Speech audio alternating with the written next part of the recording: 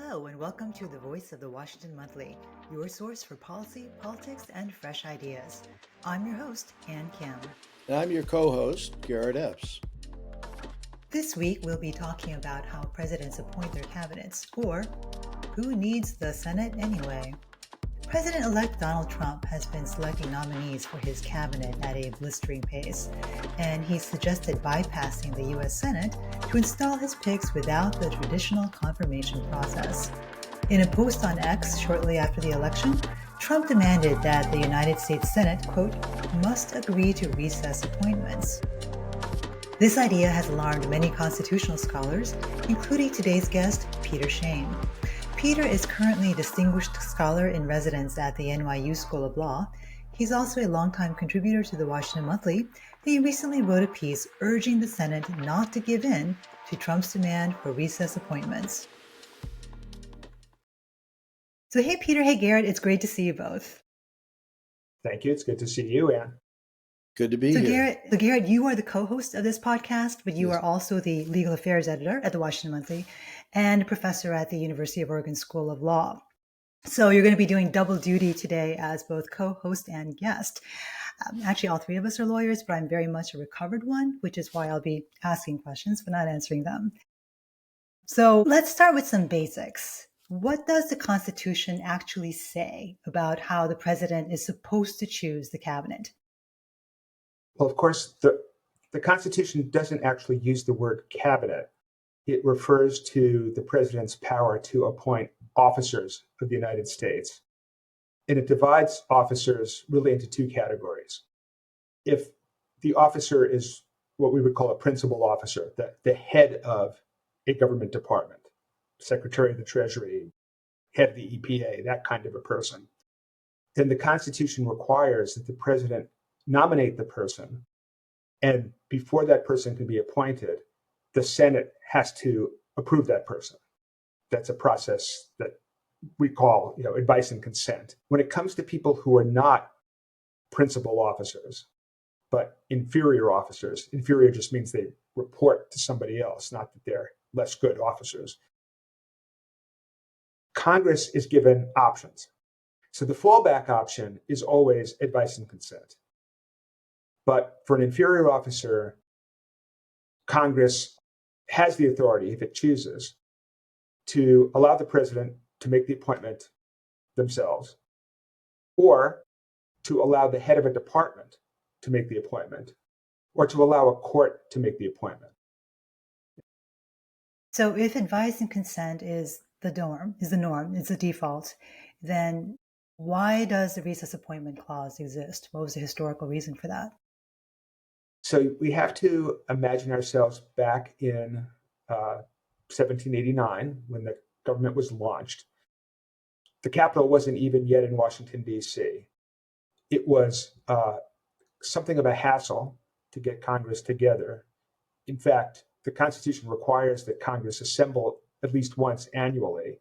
And this was itself thought a significant thing to add to the Constitution because, you wanted to require that people get on their horses, get in their wagons, do whatever was necessary to make their way up to New York or Philadelphia or eventually to Washington, D.C. at least once a year.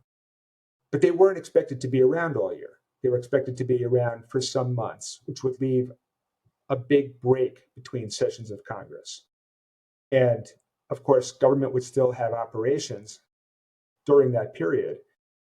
If someone died or just resigned, or just became incapacitated in some way, there would be some necessity to find a replacement. And so the recess appointments clause was created, the sort of paradigm example that the framers had in their mind was when Congress is out of town, if a vacancy occurs, we want the president to be able to fill that position. Of course, now, being in Congress is a full-time job.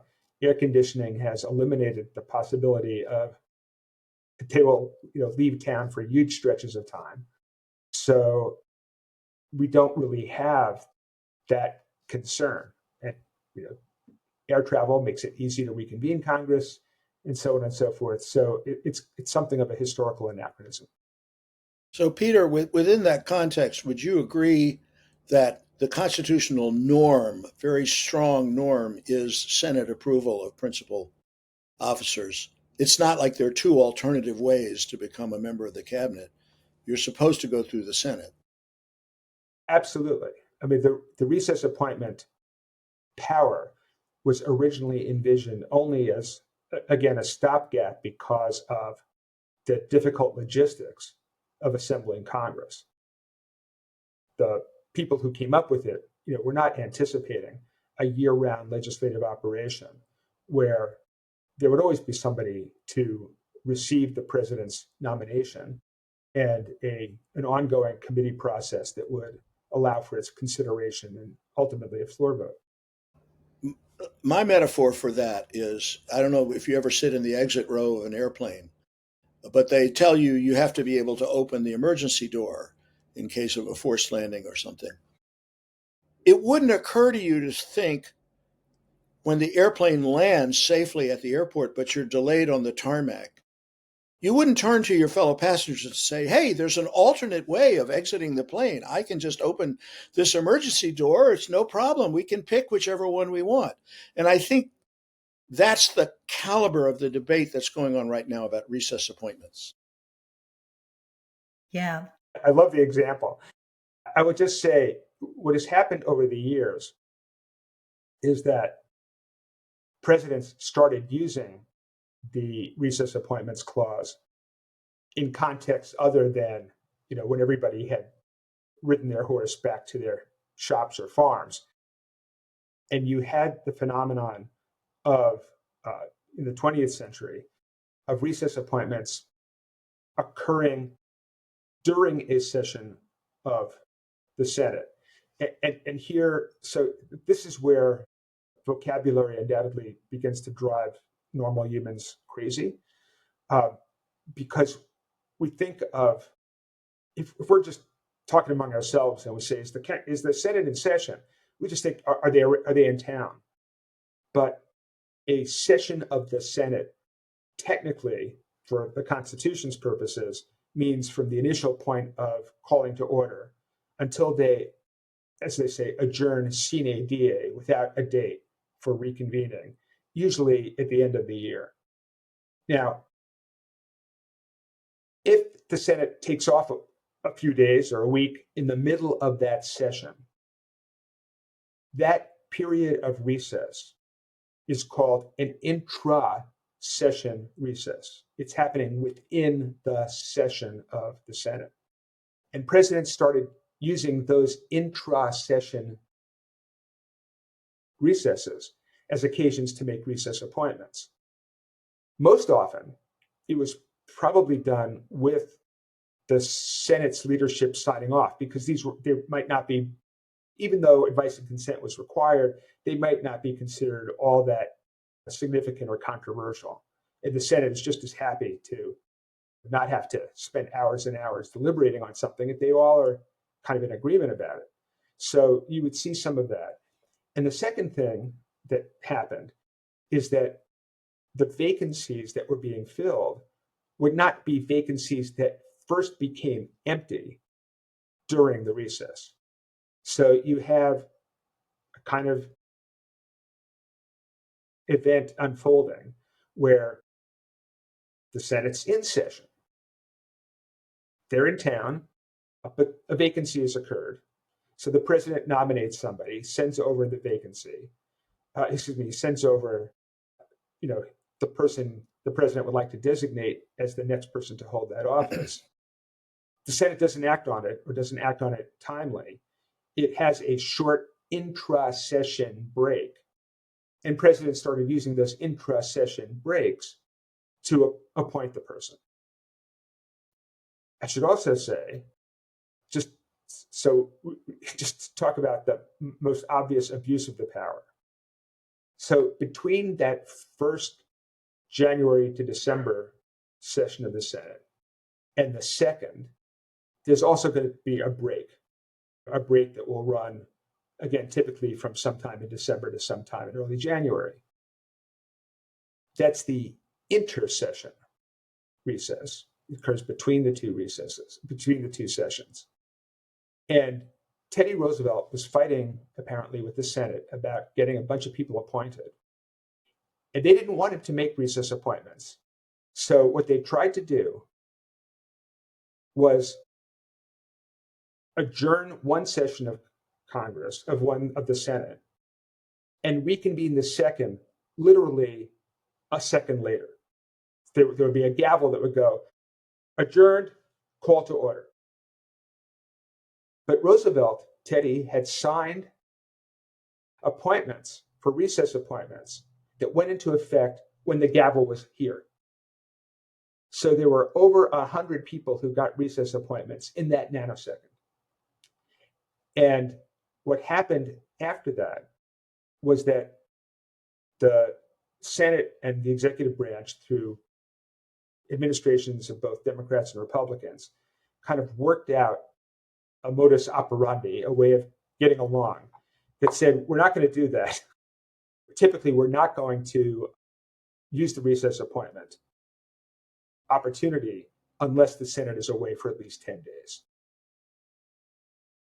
So it sounds like prior presidents have tried to kind of drive a little bit of a wedge into this advice and consent duty that the Senate has. But what Trump is proposing seems to be an order of a different magnitude.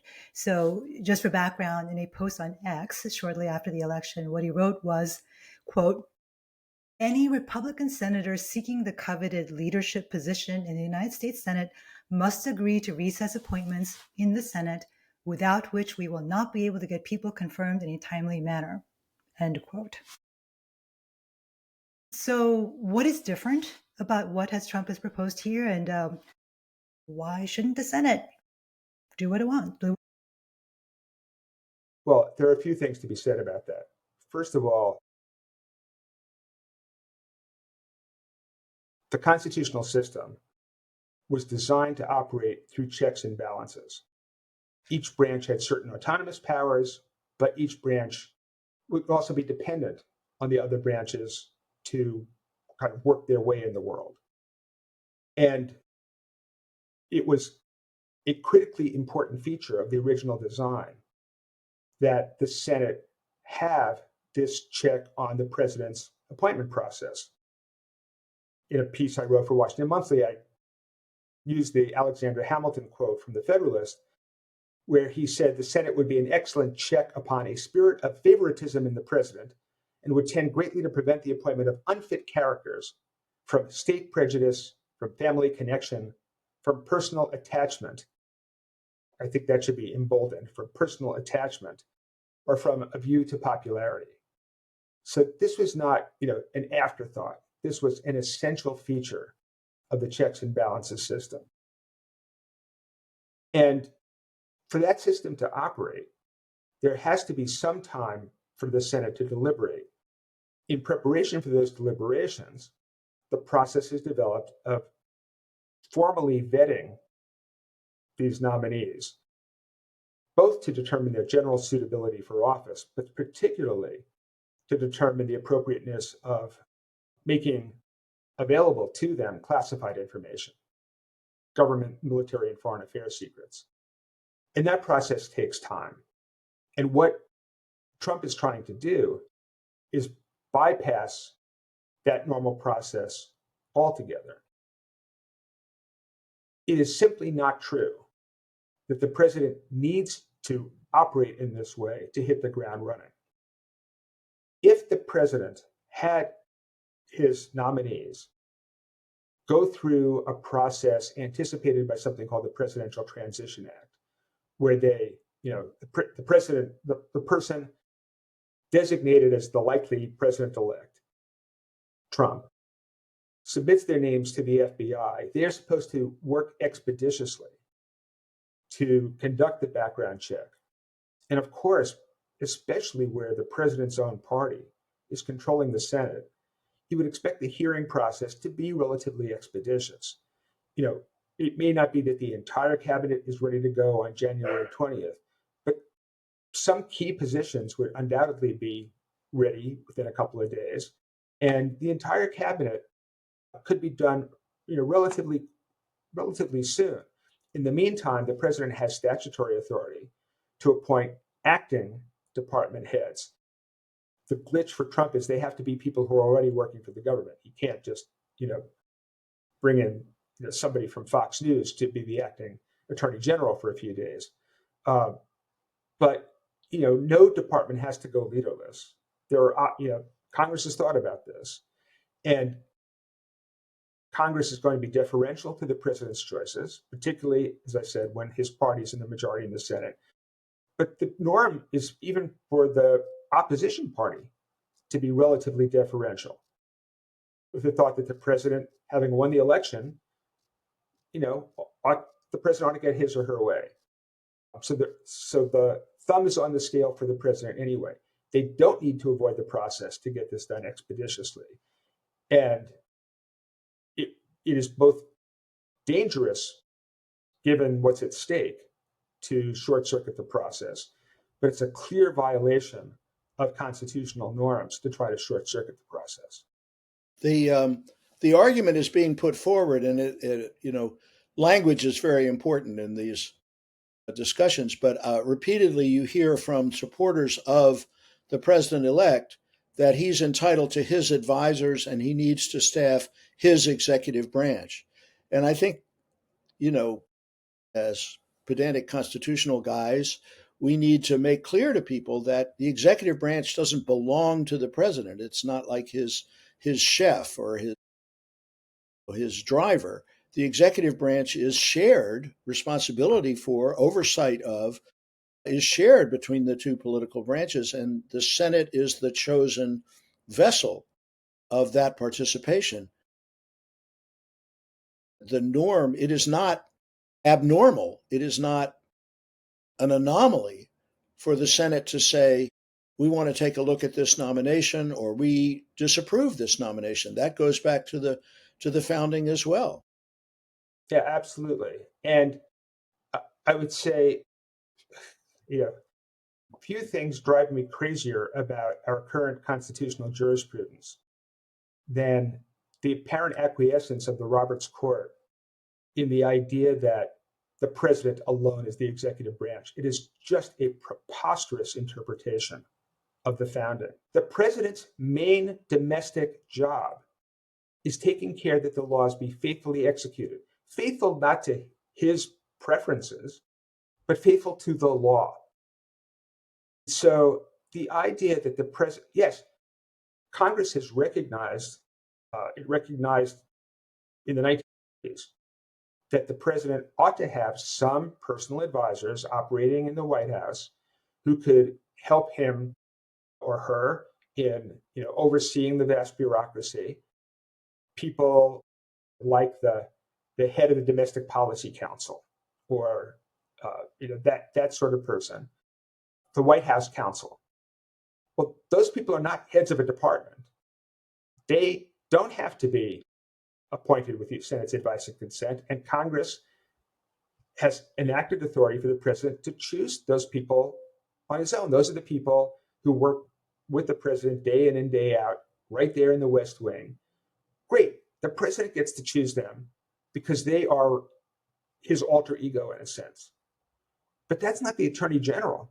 That's not the Secretary of State. That's not the Secretary of the Treasury.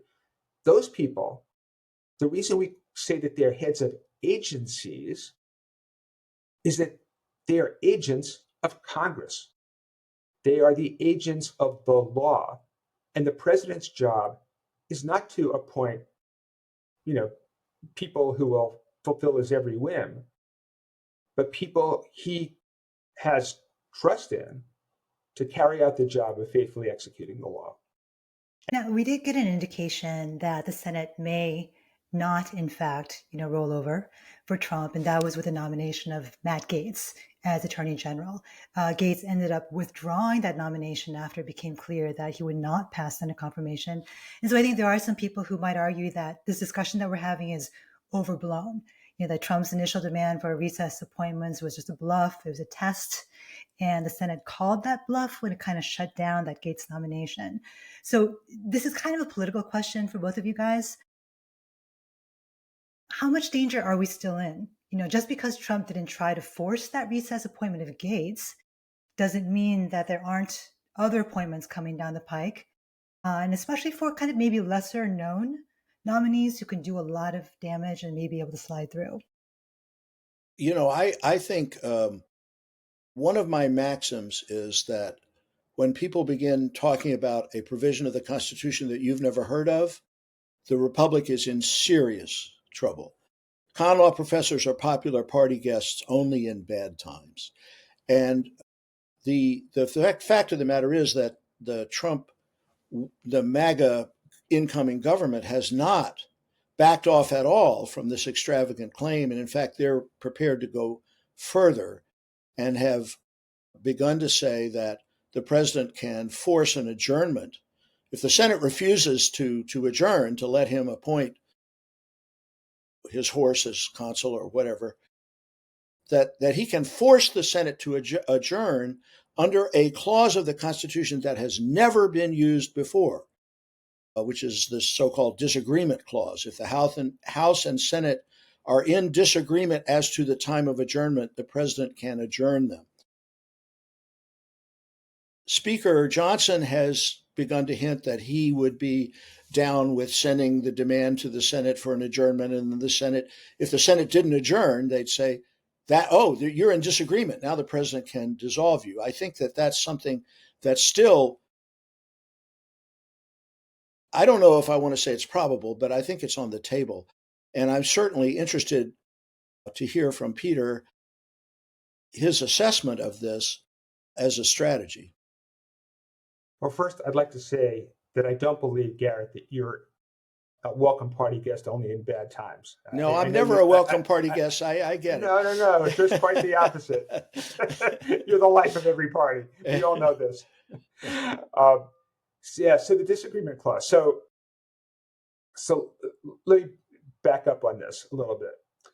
Under the Obama administration, there was a significant confrontation between Obama and the Senate about the recess appointments power.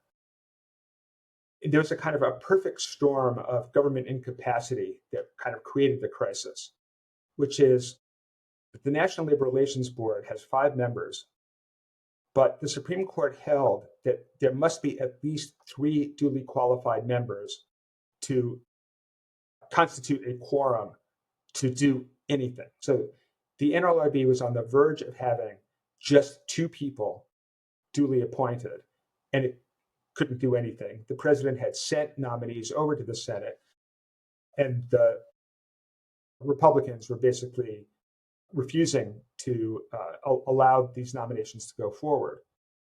So what Obama did is he waited for the session of the Senate that started in 2012? 2011, I think. 2011, yeah. Yes, to be called to order. And then they were going to be out of town for 3 days. And there's a whole procedural thing that why they only went out of town for 3 days, but they went out of town for 3 days. And so the president tried to nominate people for recess appointments during that 3 days. When the NLRB, staffed by these people, went after the Noah Canning Company, as I always tell my students, Noah Canning, he's not a person. It's not a Mr. Canning. It's a canning company called Noah Canning. They challenged what happened to them on the ground that these people had not been properly appointed. And the issues were, the vacancies didn't first arise during a break between sessions. The president appointed them during one of these intra-session recesses, and the recess was only 3 days long. Well, Obama won on 2 of those issues. The court said constitutionally, the vacancies that can be filled are vacancies that occur anytime. They can even occur prior to the recess, and they can be filled during a recess that itself happens during a session of the Senate. You don't have to wait for a break between sessions. but he lost on the 3-day issue. The court, looking at the history of governmental practice over a century, said the political branches have essentially agreed that a break doesn't count for the recess appointment possibility unless the break lasts for 10 days.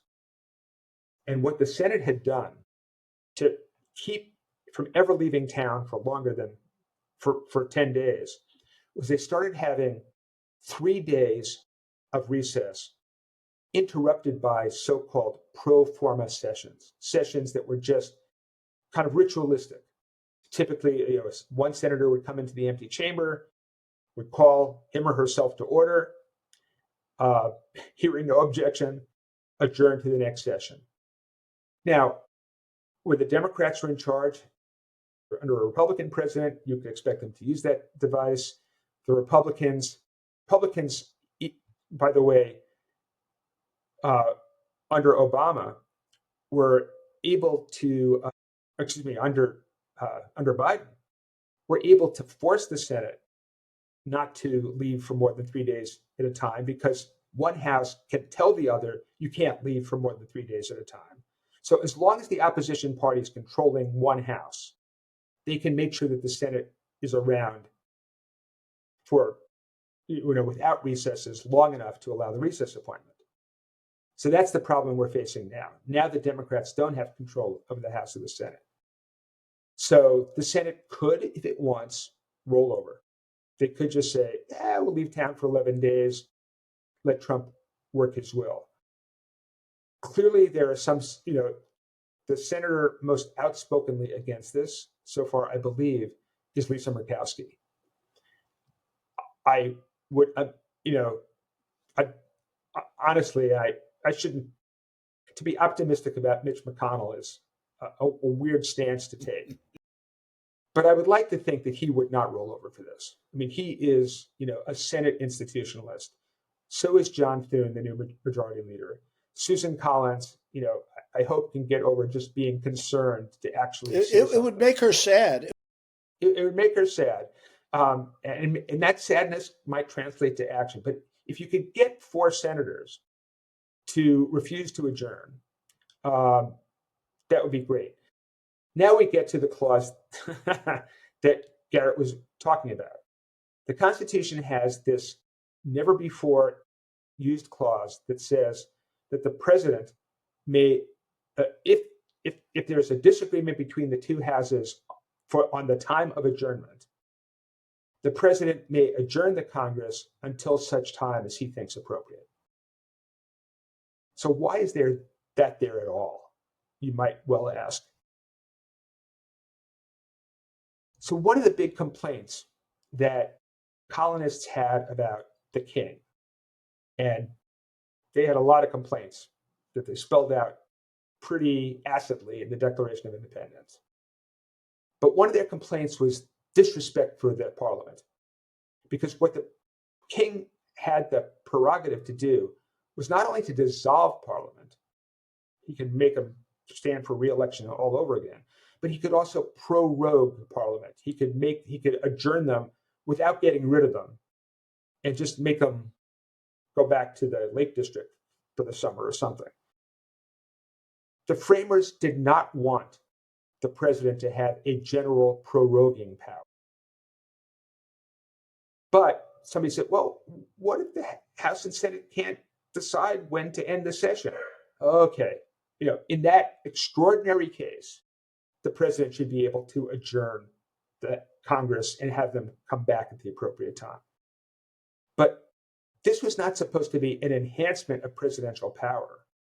It was a limitation on a power that might otherwise have been thought to be an executive power to prorogue the Congress.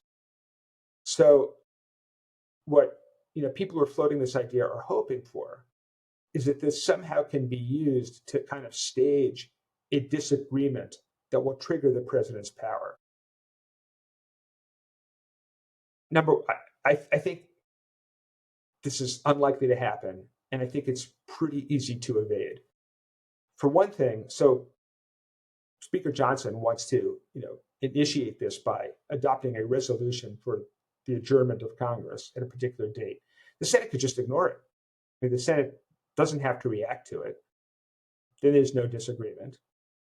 Or the Senate could say, sure, we'll adjourn on that date and we'll reconvene 9 days later, 8 days later, 3 days later, or whatever. They don't have to stay out for 10 days. And what we're counting on, and this may be asking a lot in this sort of hyper-partisan era in which we're living, but what we need is just enough bipartisan agreement in the Senate that it matters to preserve the checks and balances more than, indulging Trump in his unconstitutional fantasies. And I am a little bit hopeful here, not just because I think the senators are great, but I think they've come to realize for a lot of them, they're going to be around longer than Trump. And the people who just got elected, they don't have to stand for re-election until 2030. Trump's going to be gone.